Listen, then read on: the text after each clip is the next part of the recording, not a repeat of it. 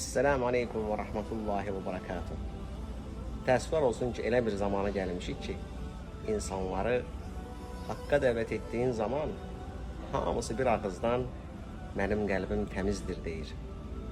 Bəs gəlin görək, Allah-u Teala öz kitabında bu barədə bizə nə deyir?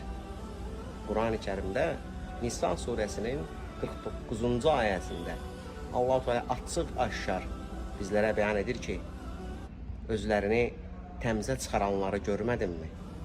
Əksinə, Allah dilədiyi kimsəni təmizə çıxardar.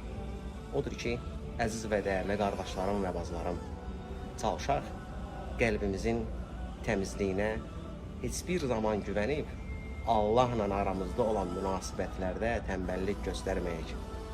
Bu bizim bu həyatda həqiqi mənada diqqət edəcəyimiz ən önəmli xüsusdur.